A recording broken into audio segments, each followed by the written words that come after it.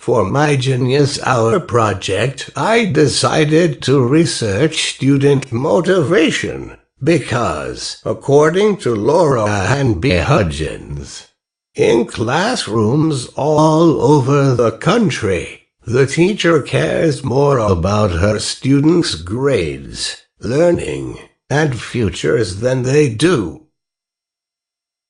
I immediately knew I wanted to research student motivation to help combat the student apathy problem. I am constantly exploring different ideas related to motivation of myself, colleagues, or students in academic settings, and students in philanthropic settings.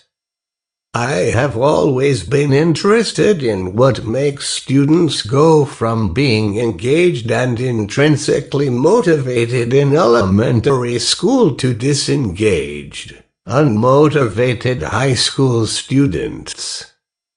The focus of my research: what causes student motivation, and how can I successfully motivate all students who choose to be in my classroom? Motivation is an internal state that arouses us to action, moves us in particular directions, and keeps us engaged in certain activities. Motivation affects what we learn, but can it be harnessed, encouraged, or developed by external forces? I began by assigning my independent living class Genius Hour assignments. In that class, all students are 17 to 18 years old, pleasant to be around, and active in at least one type of extracurricular sport or academic activity. The criteria given to students: create a research project that's somehow related to living independently and publish it some way for the world to learn about their findings. Some students started right away and jumped at the opportunity. Others dragged their feet.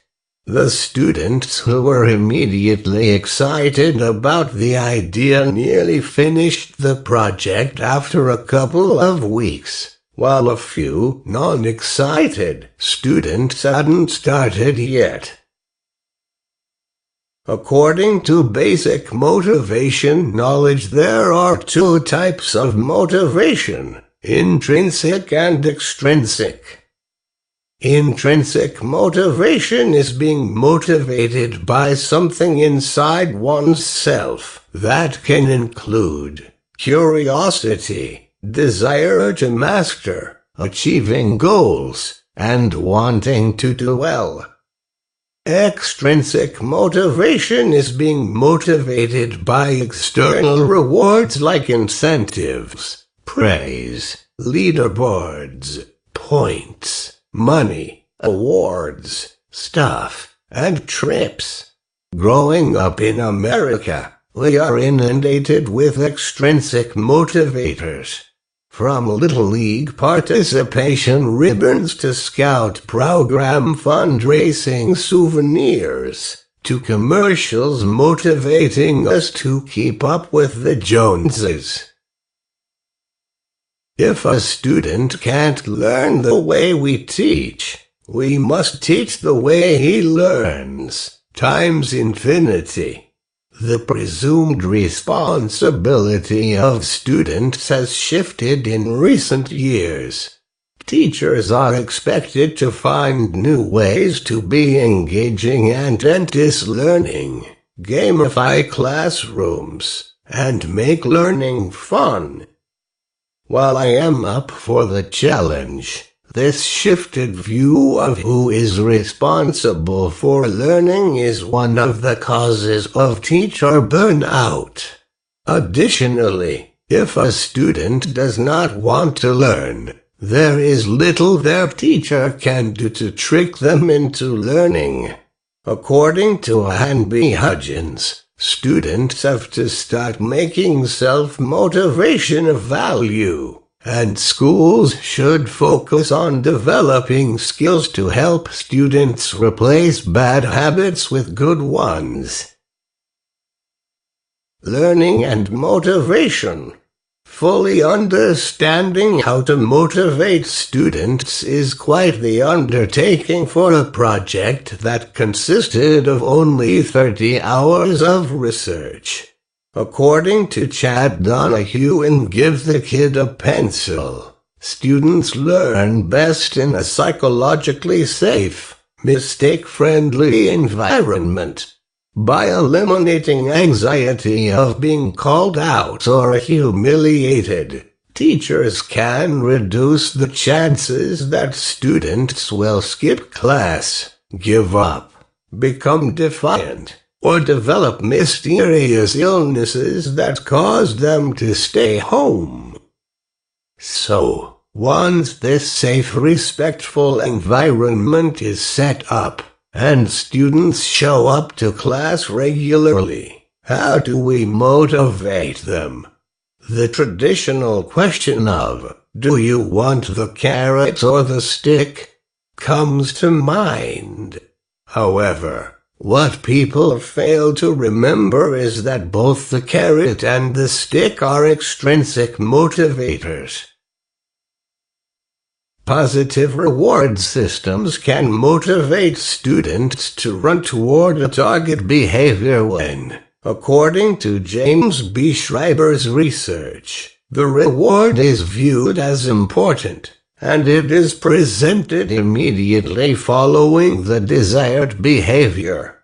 However, Schreiber states, rewards are the easiest to implement, track, adapt, and test in relation to getting students to do what you want them to do, which we call compliance, but they do not actually achieve full engagement. Which, as a classroom teacher, is the exact opposite of what I am looking to do. So, external rewards are out. But what about curbing unwanted behaviors / lack of motivation with punishments? Punishment, also known as controlling motivational strategies, such as surveillance, compliance getters, imposed goals, and unhealthy competition, does not motivate students to perform the task at hand. Does punishment work?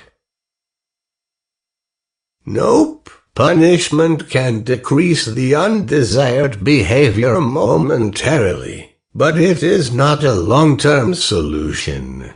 Additionally, public punishments can raise stress and anxiety levels. Increasing stress reduces engagement, which is the opposite of what any good teacher, boss, or parent wants for their students, employees, or children. This brought me to the question, how can students be motivated? Especially since using extrinsic motivators comes with difficulty achieving long-term positive results. How can students be motivated in the classroom? According to MindShift 2017, when peer critiques are given in the frame of be kind, be specific, and be helpful, the quality of student work improves. When students want to improve their work and raise the bar for their peers, awesome things can happen with whole class motivation.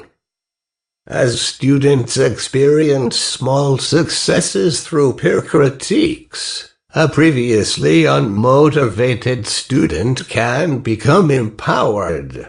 According to Ann B. Hudgens, if students can commit 100% in one class, they will experience success, and be able to apply their newfound work ethic to other classes.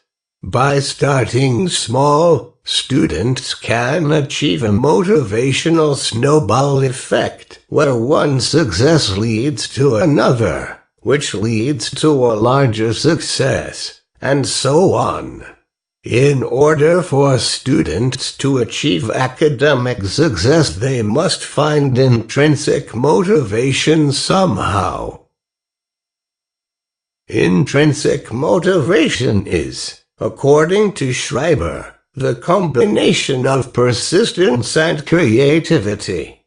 Successful people never give up and come up with creative solutions to their problems.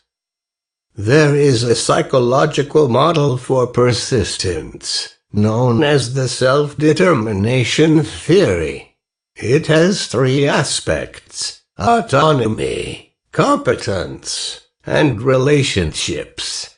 Based on this theory presented in Schreiber's book, the more often teachers use autonomy, supportive behaviors, the more their students were engaged in class. In conclusion, when students are properly supported and have strong relationships with teachers, students want to learn, be motivated, collaborate with their peers, and design part of their own learning through projects/tasks that give them autonomy.